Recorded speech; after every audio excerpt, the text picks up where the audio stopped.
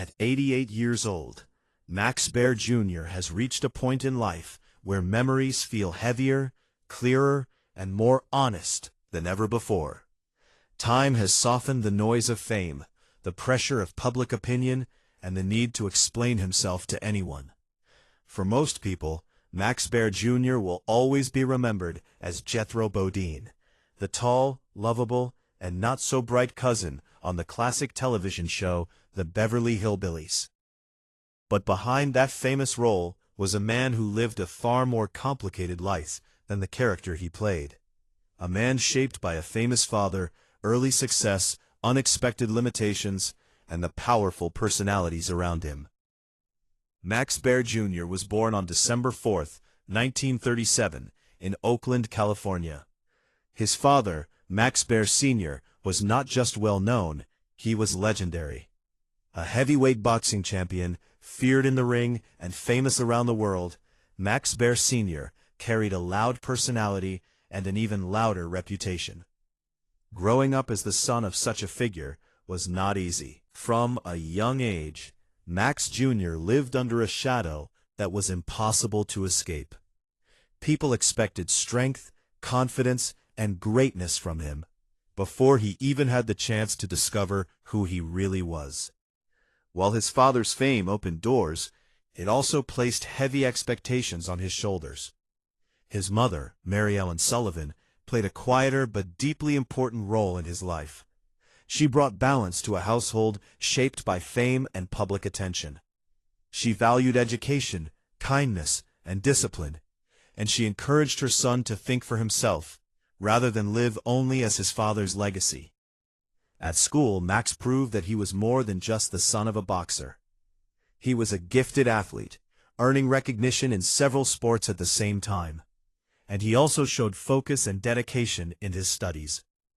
These early years taught him discipline and teamwork, lessons that would later help him survive in the entertainment industry.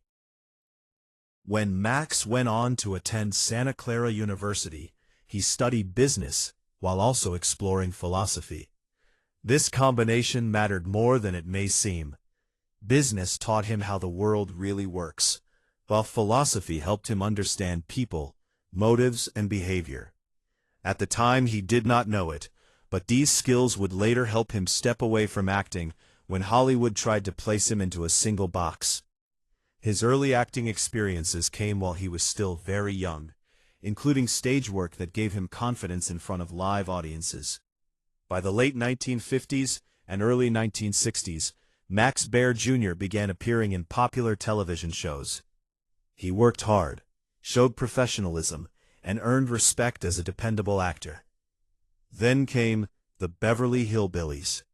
When he was cast as Jethro Bodine, everything changed. The show became one of the most successful television series of its time, watched by millions of families every week. Jethro was funny, innocent, and simple, and audiences loved him. The role brought Max fame, money, and recognition, but it also quietly built a cage around his career.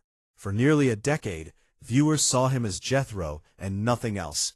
Directors and producers struggled to imagine him in serious or different roles. At the time, Max enjoyed the success. He was young, famous, and working on a show that made people happy. But deep down, he felt the limits closing in. He wanted to grow, to try new things, to be seen as more than one character. When the show ended in 1971, reality set in. Fame does not always follow an actor when a hit show ends. Offers slowed, roles became repetitive or shallow. Max realized that if he stayed in front of the camera, he might spend the rest of his life chasing a shadow of Jethro. So he made a difficult choice. He moved behind the camera. He began producing, directing, and writing films. This shift gave him control again. He found success in movies like Macon County Line and Ode to Billy Joe, proving that he had real talent beyond comedy. Yet no matter how far he moved forward, the past remained close. The Beverly Hillbillies never truly left him, and neither did the people he worked with there, especially one woman whose influence stayed with him for the rest of his life. For decades, Irene Ryan was remembered by audiences as Granny, the sharp-tongued but loving grandmother who brought humor and heart to the Beverly Hillbillies. On screen, she seemed small, funny, and harmless, a character built for laughter and comfort. But according to Baer Jr., that image was only part of the truth. At 88 years old, he speaks with clarity about who Irene Ryan really was, not to shock people, but to honor her properly. When Max first met Irene Ryan, he was still young and unsure of himself. She, on the other hand, had already lived several lifetimes. Long before television fame, she had survived vaudeville, radio, failed marriages, money troubles, and years of being overlooked. Success came late to her, and she understood how easily it could disappear. Irene Ryan was sharp, demanding, and deeply serious about her craft. She did not believe in shortcuts or excuses. On set, she paid attention to everything: the script, the timing, the rhythm of a scene. Max admits that at first, she scared him. She could see through false confidence and lazy preparation instantly. If an actor came unprepared, she knew. If someone did not respect the work, she had no patience for them. But there was a reason for that toughness. Irene Ryan believed that comedy deserved the same respect as drama. Making people laugh was not easy, and she refused to treat it lightly. She protected her character fiercely, not out of ego, but because she understood that Granny was the emotional center of the show. Without her strength, the family would not work. Over time, Max began to understand her better. He realized that her strict standards were a form of teaching. She was preparing younger actors for survival in a business that could be cruel and unforgiving. Off camera, Irene Ryan was very different from the image people expected. She had a dry, dark sense of humor and loved telling stories from her early career. Some were funny, others painful. She spoke openly about rejection, loss, and fear. These were not stories meant to impress anyone. They were lessons. She wanted younger actors to understand that fame was not guaranteed and never permanent. Max later said that Irene Ryan taught him more about acting and professionalism than almost anyone else in his life. There were rumors over the years about tension on the set of the Beverly Hillbillies, and Max does not deny that disagreements happened. Strong personalities working long hours will always clash at times. But he makes it clear that any tension came from passion, not cruelty. Irene Ryan cared deeply about the show and the audience. She wanted every scene done right. As her health began to decline later in the series, she refused to slow down. She believed the audience deserved her best, no matter how she felt physically. Her death in 1971 affected Max deeply. It felt like losing more than a co-star. It felt like losing a guide, someone who had quietly shaped the way he approached his career and life. Looking back now, Max says people remember the laughs, but they forget the strength it took to create them. Irene Ryan was not just a funny old woman on television. She was a survivor, a worker, and a teacher. By finally telling the truth about her, Baer Jr. is not tearing down a legend. He is restoring it, showing the full picture of a woman who earned every moment of success the hard way. As the years passed, the cast of the Beverly Hillbillies slowly faded into history, one by one. Baer Jr. remained connected to his co-stars long after the cameras stopped rolling. His friendship with Buddy Ebsen, who played Jed Clampett, was especially meaningful. Buddy was more than a co-star. He was a mentor, a steady presence, and a friend who understood the strange weight of fame. Their bond lasted for decades, built on respect rather than competition. Near the end of Buddy Ebsen's life, Max visited him in the hospital, along with Donna Douglas, who played Ellie Mae. It was a quiet moment, far from the bright lights of television, but full of shared history. When Buddy passed away in 2003, Max felt the loss deeply. Years later, when Donna Douglas died in 2015, another piece of the past disappeared. Became the last surviving regular cast member of the Beverly Hillbillies. That title carries both honor and sadness. It means being the final living connection to a show that shaped American television and brought joy to millions. It also means carrying memories alone. As he reflects on his life now, Max does not speak with regret or bitterness. He understands that fame gave him opportunities, but it also took away certain freedoms. He learned that success can open doors while quietly closing others. Most of all, he learned from the people around him, especially Irene Ryan. At 88, Max Baer Jr. is no longer interested in myths or simple stories.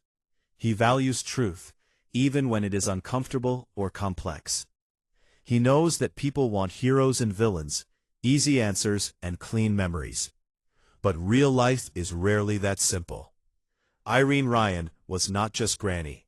Buddy Ebsen was not just Jed. And Max Baer Jr. was never just Jethro. They were working actors, survivors of an industry that gives and takes without warning. As the final witness to that era, Max carries a responsibility he never asked for, but accepts with quiet dignity. By telling the truth now, he preserves something more important than nostalgia. He preserves honesty. And in doing so, he ensures that the people behind the laughter are remembered not as characters, but as human beings who worked, struggled, and endured. As Max Baer Jr. moved deeper into his later years, life became quieter in ways he never expected during his days of fame. The phones stopped ringing as often. Public appearances became rare. The world that once watched him every week slowly moved on to new shows, new faces, and new stories. For many actors, this fading attention feels painful or unfair. But for Max, it brought something unexpected: peace. Away from Hollywood noise, he had time to think, to remember, and to understand his life more clearly. He spent years focused on business projects, personal interests, and private routines that kept him grounded. He did not feel the need to constantly explain himself or correct public opinions. When people thought of him only as Jethro Bodine, he accepted it quietly. Fighting that image had cost him energy in the past, and he no longer wanted to spend his remaining years doing that. Silence became a form of protection, yet silence does not erase memory. As time passed, Max found himself thinking more often about the people who shaped him, especially those who were misunderstood by history.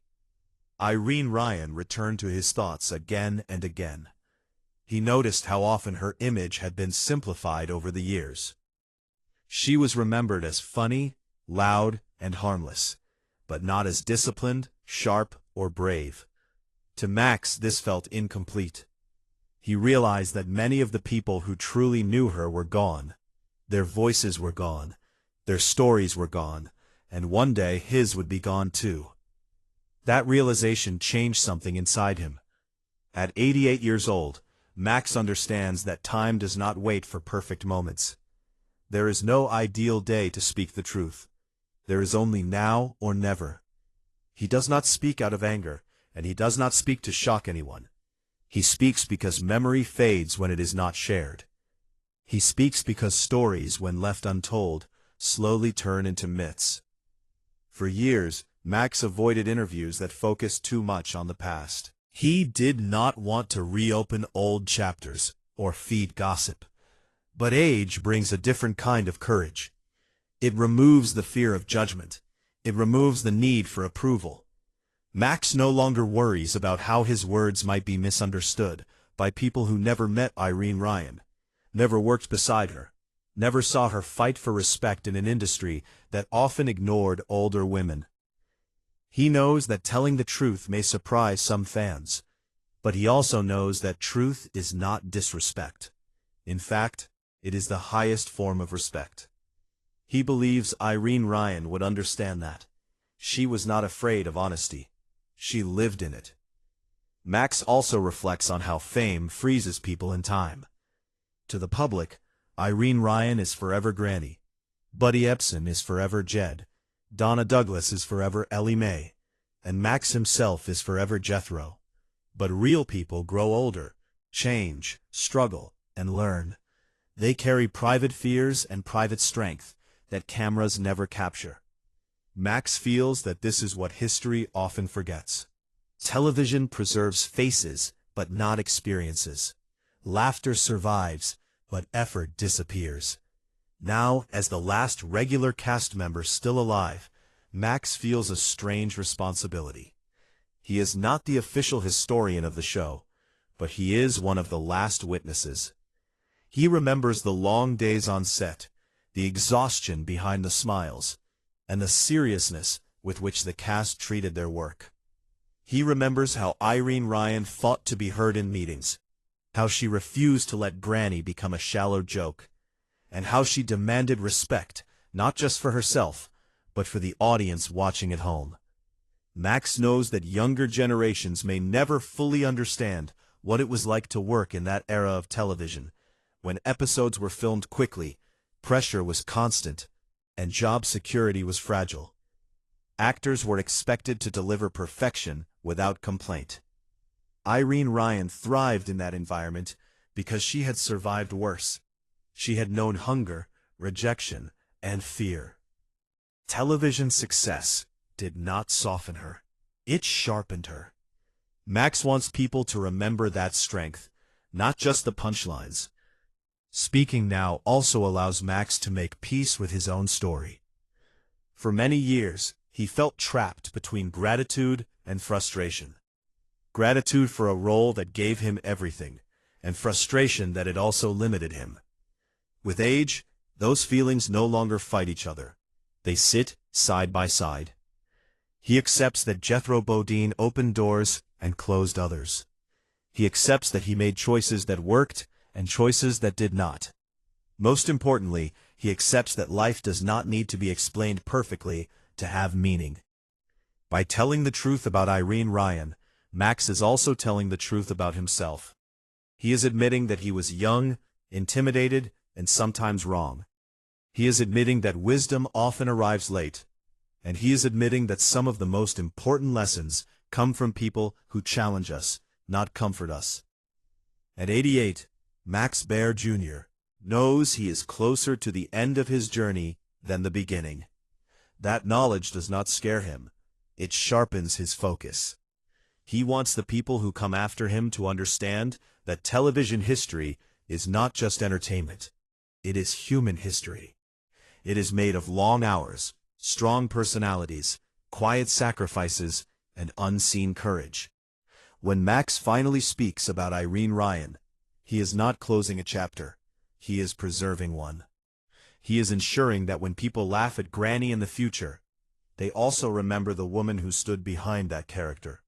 A woman who refused to be weak, refused to be careless, and refused to be forgotten.